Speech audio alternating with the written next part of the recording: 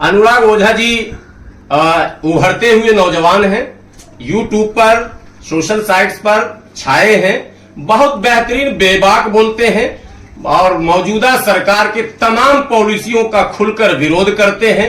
इन्हें मुस्लिम तबका और दूसरा वो तमाम सेकुलर तबका बहुत पसंद करता है। मुझे लगता है कि इन्हें उसी रास्ते पर कंटिन्यू बने रहना चाहिए। आज हमारे साथ में हाफिज गुलाम सरवर साहब हैं और आपने इनको कहीं ना कहीं देखा होगा, और कहीं नहीं देखा होगा तो टीवी पे जरूर देखा होगा।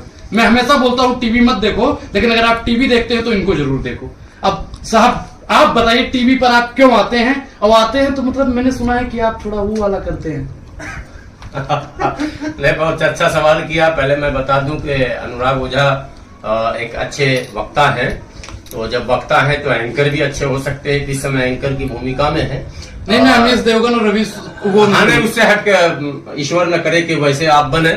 उनका कई नाम यहाँ हो गया, किसी का गुल्लू, किसी का उल्लू, तो वो मैं नहीं कहूंगा। मैं तो कामना करूंगा कि आपका भविष्य उज्जवल हो, लोग आपको अच्छे नामों से जाने और एक संस्कारी ब्राह्मण की भूमिका में आप आए, लोगों का नेतृत्व करें, ये मेरी कामना है। आपने प्रश्न किया था टीवी पर आप जाते हैं, पहले एक अपील आपने किया था कि इनको जरूर सुने। मुझे लगता है कि मेरे जो चाहने वाले हैं वो यही अपील करते हैं कि भाई इनको जरूर सुने। मुंबई में हमारे कुछ चाहने वालों ने बाजाफ्ता फोन करके कहा था, जब मैं जाना बंद कर दिया, ये मसला है कि जाता था तो कुछ लोग कहते थे क्यों जाते हैं। अब जब नहीं जाने लगा तो हमारे लोगों ने फोन करना शुरू किया कि आप क्यों नहीं जा रहे। मैंने कहा हालात ऐसे नहीं दिख रहे हैं कि जाया जाए, और कहीं ना कहीं डायरेक्ट या इनडायरेक्ट वो पोलराइज हो जाता है मामला वहां पर। लेकिन तो लोगों ने कहा कि नहीं, आपका जाना जरूरी है, बाकी लोगों को रोकिए। मैंने कहा ना मैं किसी को रोकने गया था, न मैं किसी को हटाने गया था, न मेरे अंदर क्षमता रोकने की, और कोई किसी को डेमोक्रेसी में रोक नहीं सकता। हाँ, मुझे लगा माहौल बहुत बेहतर नहीं है, इसलिए मैं नहीं जाता हूँ। ठीक है, अब आपने भी वही सवाल किया क्यों नहीं जाता हूँ, तो माहौल जाने लायक नहीं है, इसलिए मेरी कोशिश रहती है। हालांकि बुलावा आता रोज, कुछ चैनलों में मैं अब भी जाता हूँ, कुछ खास मैंने प्रोग्राम में। लेकिन कुछ लोग तो कहते हैं कि आप बीजेपी ज्वाइन कर ली हैं, इसलिए लोग तो कहेंगे, लोगों का काम है कहना, कुछ तो लोग कहेंगे, लोगों का काम है कहना। मैं किसी दल को अगर ज्वाइन करता तो पहला ऑप्शन मेरे पास आया था MIM का, और बड़ा ऑफर था, और ये आज का नहीं ऑफर था, जब अख्तरुल ईमान साहब विधायक बने थे तब का ऑफर था हमारे पास। बिहार से हमारे पास 2020 में टिकट का ऑफर था, लड़ाने का साहेबपुर कमाल का ऑफर था कि लड़िए। मैं लड़ा नहीं, और मैं वहीं एंकरिंग कर रहा था उसी साहेबपुर कमाल में, ओवैसी साहब की सभा में अपना चैनल चला रहा था। फर्क समझिए, मिजाज मेरा लड़ने लड़ाने का नहीं है। उसके बाद RJD में भी खूब मौका मुझे मिला है, लेकिन मेरे गुरु जो थे डॉक्टर एजाज अली, उन्होंने कहा कि दूर रहना इस परिवार से, ये इस्तेमाल करेगा और कुछ नहीं करेगा। मैं तो दिल्ली आके रहने लगा। दिल्ली में धरना, प्रदर्शन, आंदोलन, तमाम मुद्दों पर लड़ना, भिड़ना, चिल्लाना, चीखना, यही रहा है। और ये बात एक एडिशनल कहूं, आपने छेड़ा है, इसलिए टीवी पर जाने वाले जो होंगे वो बुरा माने या भला, जितने भी लोग जाते हैं मौलाना के नाम से, उनको सिर्फ टीवी पर आप देखोगे, उनको धरती पर जल्दी आप नहीं देखोगे, इल्ला माशाअल्लाह। उनको धरना, सुनिए, उनको जंतर मंतर, धरना, प्रदर्शन, कोई आंदोलन में जल्दी नहीं देखोगे आप। ठीक है, और उनको सोशल मीडिया पर भी बहुत कम देखोगे आप, मात्र कोई चेहरे हैं जो कभी कभार। गुलाम सरवर टीवी पर अगर 1-2 शो में जाता है तो दिन में 10 से 15 यूट्यूब को स्टेटमेंट भी देता है, और कहीं जाकर नहीं देता। कुछ यूट्यूबर ये कहते हो, बहुत सारे लोग हैं, हम भी किसी जमाने में जब धरने पे जाते थे तो मुझे लगता था कोई चला देता, अल्लाह का बंदा, लेकिन अपनी मेहनत से इतनी पहचान और इतना प्यार बढ़ा कि जितने भी हमारे साथी यूट्यूब चलाते हैं वो खुद हमको अप्रोच करते हैं कि आप जब बोलना चाहें हाजिर है खिदमत में आपके, और वो लोग चलाते हैं हमको, तो हम तो उनके शुक्रगुजार हैं। जब भी कोई मौजू होता है वो फोन करते हैं, हम भी हाजिर होते हैं, हम फोन करते हैं तो वो भी हाजिर हो जाते हैं, मजा आ जाता। अखबार उर्दू, हिंदी, अंग्रेजी, द हिंदू बहुत बड़ा अखबार है। अल्लाह का फजल करम में 4 से 5 बार तस्वीर के साथ छपा हूं, भाजपा के फेवर में नहीं, भाजपा और सरकार की पॉलिसियों के खिलाफ। इंडियन एक्सप्रेस, एशियन एज, सारे अखबारों में छपा हूं, जिसकी कटिंग ही नहीं, कटिंग खोजने में टाइम लगता। सबका पीडीएफ मैं मोबाइल में रखता हूं, जीव बढ़िया निकालना शुरू। नहीं उसे जेब में और उर्दू अखबारों में एक अब बड़ी बात बोलने जा रहा हूं, उर्दू अखबारों में अल्हम्दुलिल्लाह दिल्ली में जितनी बड़ी शख्सियतें मौजूद हैं उन सबों में सबसे ज्यादा 2017, 18, 19, 20, 21 तक छपा हूं। 22 से मैंने धीरे धीरे ये कम कर दिया था, अब कम हो गया, और 23 मेरा और कम हो गया था। 24 में मैं एक बार भी कहीं धरना प्रदर्शन में नहीं गया, उर्दू अखबार वगैरह में नहीं छपा हूं। तो ये सारी चीजें मेरी साथ में रही है।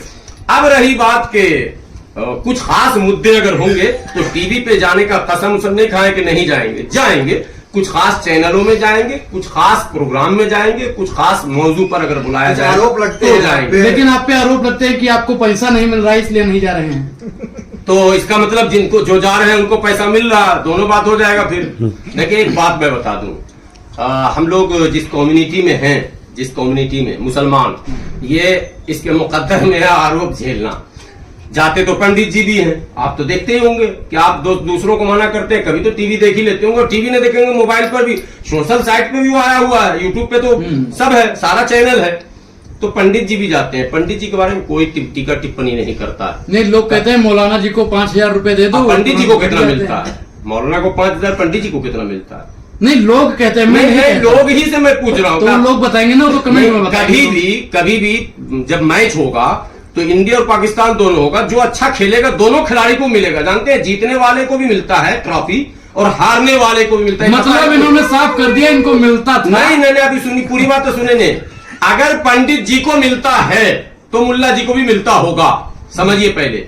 और नहीं मिलता है, उसके बाद भी अगर कोई लात जूता जाकर वहां खा रहा है तो ये समझिए कि वाकई वो भारत का सबसे बड़ा लतखोर है कि पैसा भी नहीं मिलता है और वहां जाके गाली भी सुन लेता है, चप्पल जूता भी खा देता है। लात जूता अल्हम्दुलिल्लाह हाफिज गुलाम सरवर मोटरसाइकिल से जाता है, और अभी रिपब्लिक का मेरे पास रिकॉर्डिंग है। मैंने कहा मैं सब रिकॉर्ड इसलिए रखता हूं कि कभी पीछे में जो बोल रहा हूं बोल लो, मेरे सामने नहीं टिक पाओगे।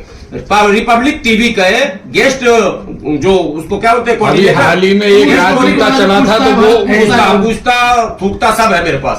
उसके फोन आए, मैंने कहा कि किराया सुनिए, आपने कहा पूछता है, मैं सबकी रेल बनाता हूं, मैं यही तो मेरे अंदर खूबी है। अमन चोपड़ा एक जमाने में जब तब कोरोना का मामला था, 72 घंटे मुझे चलाया, तब वो जी न्यूज में था।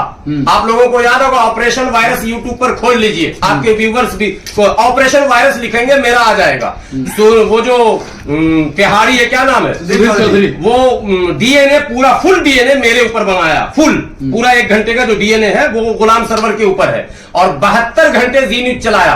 कोरोना वायरस का मौलाना पकड़ा गया, कौन था? अमन चोपड़ा। लेकिन गुलाम सरवर में वो दम था कि वही अमन चोपड़ा फिर डिबेट में मुझे बुलाया, और डिबेट में मैंने उसे याद भी दिला दिया कि याद है अमन चोपड़ा जी, मैं वही मौलाना हूं हाफिज गुलाम सरवर। ये दम बहुत कम लोगों में है। भले मेरे बदन में आपको दम नहीं दिख रहा, मगर अल्लाह का करम है, जिस मिट्टी से मैं हूं, बेगूसराय बड़ी क्रांतिकारी मिट्टी है भाई, वहां दमदार होते हैं। पीछे से भाई साहब कह रहे हैं कि सैयद भी है, अरे भाई सैयद भी है माशाअल्लाह, लेकिन हमें फख्र अपने सदाकत पर है, हमें फख्र अपनी बेबाकी पर है, हमें गर्व है इस बात पर कि मैंने अभी तक किसी से समझौता नहीं किया।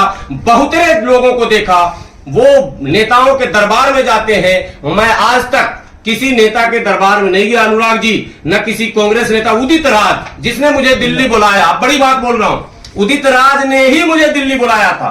मैं उसकी पार्टी से 2005 में विधानसभा चुनाव लड़ा था, चेरिया बरियारपुर।